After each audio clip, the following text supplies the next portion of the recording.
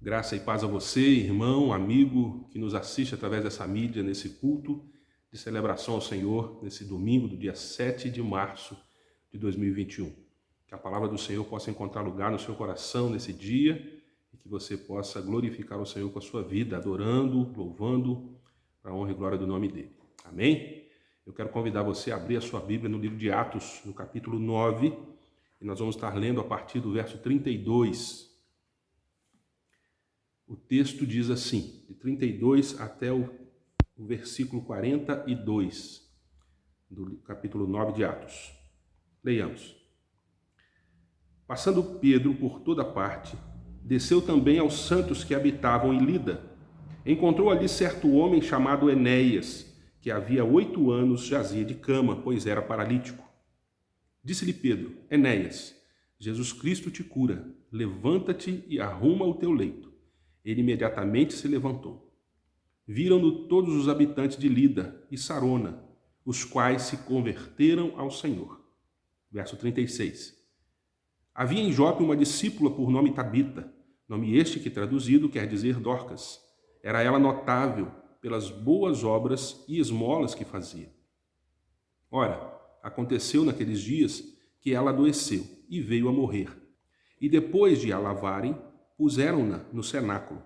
Como Lida era perto de Jope, ouvindo os discípulos que Pedro estava ali, enviaram-lhe 2 homens que lhe pedissem, não demores em vir ter conosco.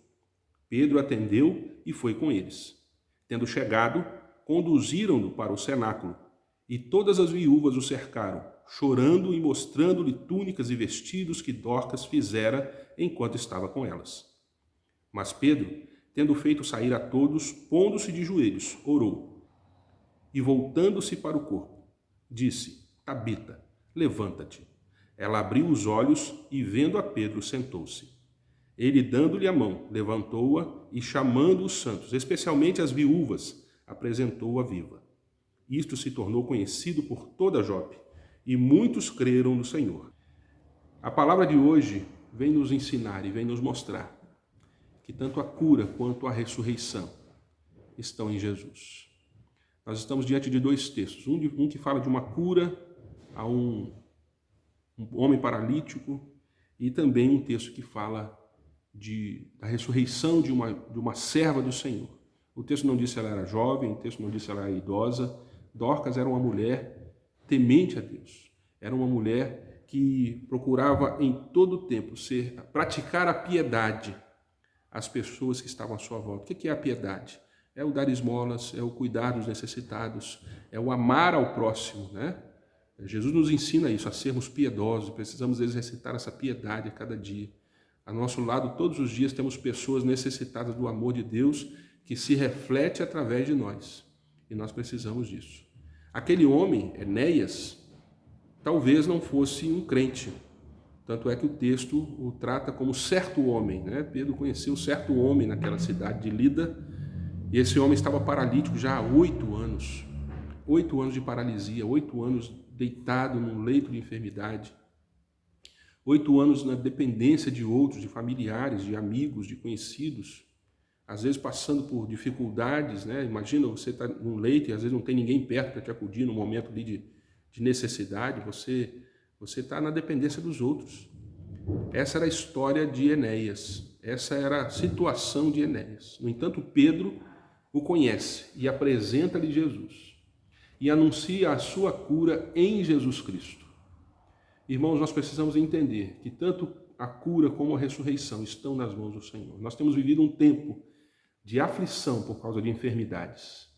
Um tempo em que a sociedade mundial, toda a comunidade mundial está vivendo um momento de aflição. A ciência, a política, a economia, as famílias, as cidades, todas estão vivendo esse tempo de aflição por causa de uma enfermidade e tantas outras que já nos acometem no decorrer dos tempos. A quem recorrer? À ciência? Aos políticos? Ao bom siso, né? O bom pensamento das pessoas de tomarem decisões corretas? Nós sabemos que a solução está em Jesus. É claro que nós temos a nossa parte a fazer. Nós temos que nos preocupar em cumprir os decretos, cumprir as leis que estão sendo estabelecidas, mas nós sabemos que a solução para esse problema está em Jesus. Por isso precisamos orar e clamar, porque só em Jesus Cristo há a solução para essa enfermidade e para todas as demais enfermidades. Essa era a situação de Enéas, deitado no leito sem saber como seria o fim da sua vida, ou imaginando talvez que a sua vida, o restante dela seria ali naquele leito. Pedro lhe anuncia que em Jesus Cristo estava a sua cura. E ele diz para Enéas: Jesus Cristo te cura. E aquele homem levanta do seu leito, arruma o seu leito e vai viver a sua vida. Em seguida, nós temos a história de Dorcas. Tabita, que traduzido quer dizer Dorcas, que na verdade na nossa língua seria gazela. É um nome significativo para aquela época. Mas nós entendemos que essa mulher, pelo texto, era uma serva de Deus. O texto a chama de discípula. Era uma serva do Senhor Jesus, ela já fazia, através das suas boas obras, através do exercício da piedade, cuidar dos necessitados, cuidar de enfermos, distribuir os bens, dar esmolas. O texto vai dizer aqui que as viúvas apresentaram para Pedro as roupas que essa mulher fazia para dar aos necessitados, as túnicas, os vestidos. Era uma mulher comprometida com o reino através do dom do serviço, o dom de servir, exercitar a piedade, coisa que nós hoje, como cristãos, precisamos continuar fazendo, para a honra e glória do nome do Senhor. Exercitar a piedade é olhar para o próximo, é olhar para os necessitados, aqueles que estão à nossa volta. Dorcas era uma exímia exemplar dessa piedade do reino de Deus. Mas ela veio também a se enfermar, veio a adoecer, e essa doença a levou à morte. Nós não sabemos se Dorcas era novinha, se era idosa, O texto não relata isso, mas o texto vai dizer que ela morreu por causa de uma enfermidade. E as pessoas ficaram muito condoídas com aquilo, porque era uma pessoa muito querida naquela comunidade de Jope. E como Pedro estava ali perto, cerca de 16 quilômetros na cidade de Lida, mandaram chamar a Pedro. Pedro, vem cá, vem nos consolar, vem nos confortar. Talvez a expectativa das pessoas que chamam Pedro não fosse nem que ele pudesse ressuscitar essa mulher, mas que trouxesse uma palavra de ânimo, trouxesse uma palavra de conforto. No entanto, Pedro, quando chega e vê aquelas pessoas solícitas de tanto conforto, solícitas de tanto consolo do Espírito Santo, ele toma uma decisão, ele pede que todos saiam e ele faz uma oração. E no final dessa oração, ele diz para aquela mulher, Tabita, levanta-te. E o texto diz que ela senta na sua cama, ele dá a mão, ela levanta e ele apresenta essa mulher viva àquelas pessoas que tanto a queriam bem, que tanto a amavam e as quais ela também amava muito. Ela estava viva, ressurreta, porque Jesus a ressuscitou. Você observa no texto que ele fez uma oração e essa mulher ressuscitou quando ele a chama, né? Ou seja, mais uma vez, o poder está em Jesus. O poder para curar, o poder para ressuscitar está em Jesus. Esses dois textos são singulares, são exemplos fantásticos de fé e do agir do Espírito Santo através da vida dos apóstolos. Mas e hoje, meu irmão? E hoje, minha irmã? E hoje, você, meu amigo, que nos escuta através dessa mídia? O que esse texto pode simbolizar para nós hoje? O que ele pode significar? Que diretriz ele pode nos mostrar através dessas duas histórias? Nós vemos aqui a história, inicialmente, de um homem enfermo. E eu quero falar hoje da enfermidade da alma, a enfermidade daqueles que têm vivido num tempo de aflição e muitas vezes estão enfermos por várias razões. E principalmente enfermos na sua comunhão com Deus. E é disso que eu quero falar com você. E o que tem nos enfermado, o que tem nos paralisado, assim como Enéas estava paralítico, 8 anos naquele leito, o que é que tem nos paralisado? O que é que nos tem deixado paralíticos diante da nossa comunhão com o Senhor? E a primeira resposta que eu tenho para essa pergunta é o pecado. Será que o pecado não tem paralisado a sua comunhão com Deus? Será que o pecado não tem estagnado a sua vida cristã? Talvez você seja um crente, membro de uma igreja, mas esteja vivendo uma vida de pecado. Esteja vivendo enlaçado, enredado ainda em pecados que você traz há muito tempo e que tem paralisado a sua vida com Deus, paralisado a sua vida espiritual. Talvez você esteja olhando para o pecado ainda com bons olhos. Talvez você esteja vivendo uma vida de pecado, imaginando que esse pecado não está atrapalhando o seu servir a Deus, o seu andar com Deus. Quero dizer para você, você precisa jogar fora esse pecado. Ele está te paralisando. Talvez o que esteja agindo, te paralisando na vida de comunhão com Deus, seja a sua falta de fé. Às vezes você está caminhando, procurando entender os desígnios de Deus para a sua vida, tentando entender tudo que está passando na humanidade nos dias de hoje, tudo que tem acontecido nessa realidade mundial de hoje, de um isolamento social, de vidas alienadas, quase que perdidas. Eu quero dizer para você, a sua fé pode estar em crise. Talvez você esteja se perguntando, será que Deus existe? Será que Deus não vai fazer nada? Será que isso tudo que está acontecendo é castigo de Deus? É agir de Deus? Será que tudo isso que está acontecendo aí, Deus não vai intervir? Principalmente se a minha família está sofrendo com algo desse sentido? Às vezes pessoas enfermadas dentro da minha casa, dentro da minha família, e a gente se pergunta, Deus, onde o Senhor está? Talvez a sua fé possa estar abalada e isso pode estar te paralisando, paralisando a sua caminhada com Deus, paralisando o exercício da sua fé. Quero convidar você, em nome de Jesus, creia no Senhor. Se tudo que está acontecendo é permissão de Deus, nós precisamos crer. Lembre-se de uma coisa, Deus nunca é pego de surpresa. Deus nunca está dormindo. Deus está a par de tudo que está acontecendo à nossa volta. Deus está a par de tudo que está acontecendo na sua vida em particular. Ele sabe da sua dor, Ele sabe da sua aflição, do seu sofrimento. Mas eu quero dizer para você, Creia no Senhor, confie no Senhor. Ele está à nossa frente. O povo de Israel, enquanto estava no Egito, desesperançado, imaginando que ali seria o lugar da sua sepultura, Deus interviu e os livrou do Egito, porque Deus estava atento à oração do seu povo, ao clamor do seu povo.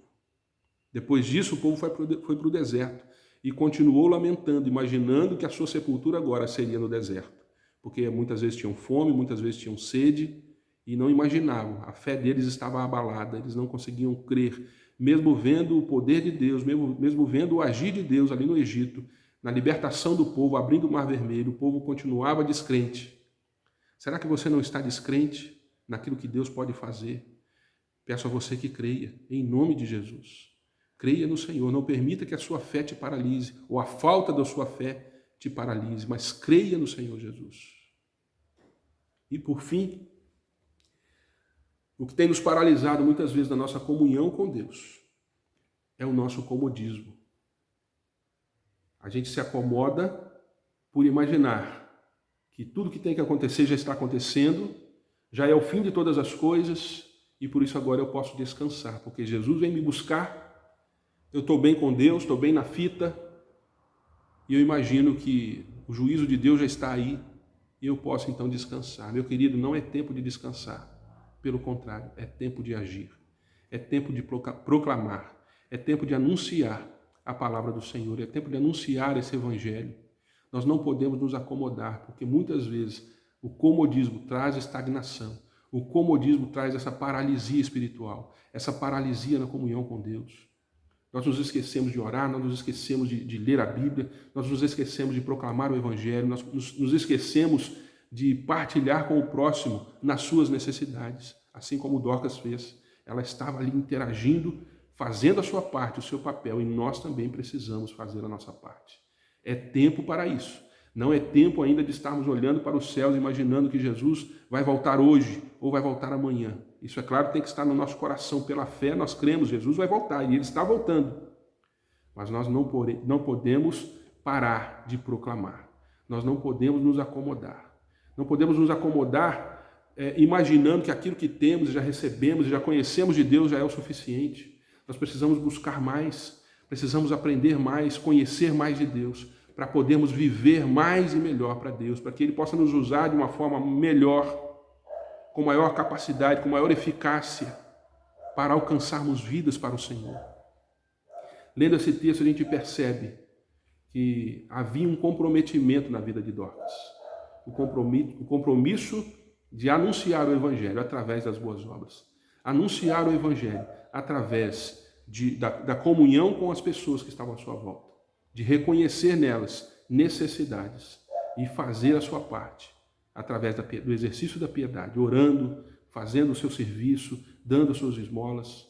Irmãos, as nossas realidades hoje podem ser diferentes em determinado ponto, mas existem muitas semelhanças em pessoas que estão à nossa volta, necessitadas, carentes de muitas coisas. Talvez não de uma esmola física, talvez não de um dinheiro, talvez não de um bem, mas talvez necessitadas de uma oração, de uma palavra, de um conforto, de uma ajuda espiritual. E você é a pessoa que Deus tem levantado para isso. Por isso eu peço a você, em nome de Jesus, estenda a tua mão ao seu próximo. Estenda a sua mão em oração, em comprometimento, em estar junto, em um ouvido emprestado para ouvir uma queixa, uma dor, em uma palavra amiga. Anuncie o Evangelho. Nós não podemos nos acomodar. Somos reino de Deus. Somos servos do Senhor. E como servos, somos os arautos de Deus anunciando o Evangelho nesse tempo. E é um tempo tão difícil, um tempo em que o mundo está tão necessitado de ouvir a palavra do Senhor. Tanto a cura como a ressurreição estão nas mãos de Jesus. Por isso eu digo para você, tanto a liberdade do pecado, tanto o exercício da fé, tanto o tirar-nos do comodismo, tudo isso está em Jesus. Não podemos fazer nada disso, não podemos executar nada disso, nenhuma liberdade do pecado, nenhum exercício da fé, nenhum levantar-se do comodismo pode ser realizado se Jesus não estiver nesse negócio. Por isso eu quero pedir a você, busque ao Senhor.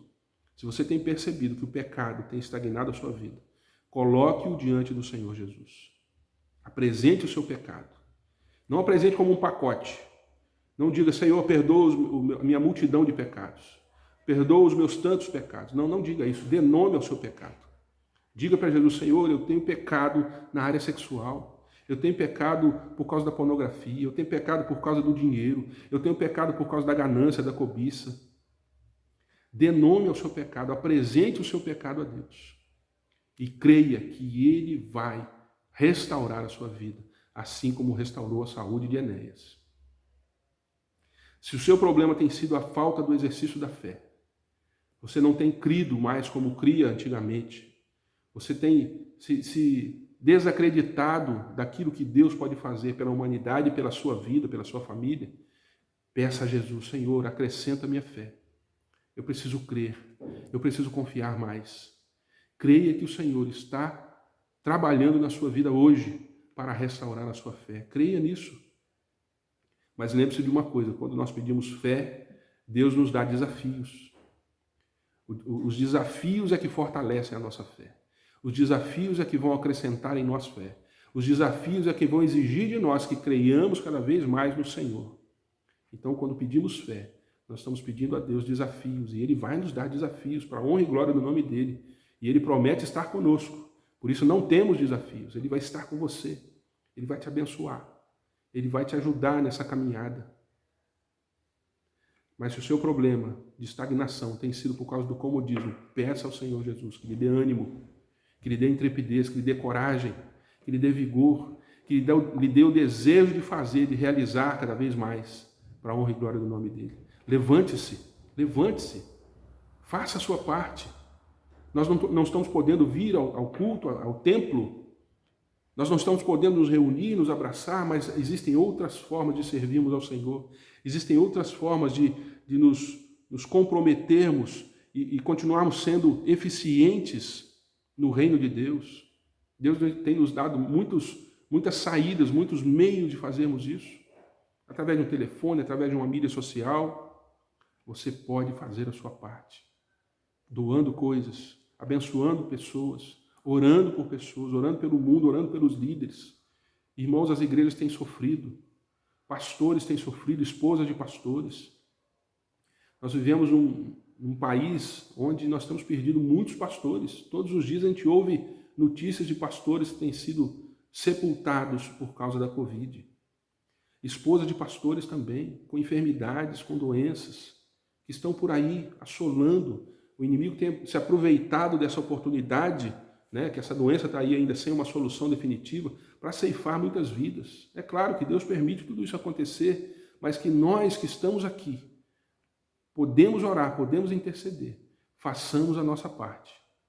Não permita que o comodismo te traga estagnação. Clame ao Senhor. Senhor, eu preciso de um objetivo, eu preciso de um alvo, eu preciso de algo que eu possa fazer para continuar sendo útil no seu reino. E Deus vai te abençoar e vai te usar. Creia nisso, creia nisso. O poder do Senhor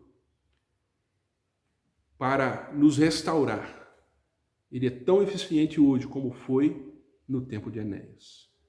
O poder do Senhor para nos ressuscitar dentre os mortos é tão eficiente hoje como foi nos tempos de Dorcas. Por que não crer? Por que não buscar esse Deus?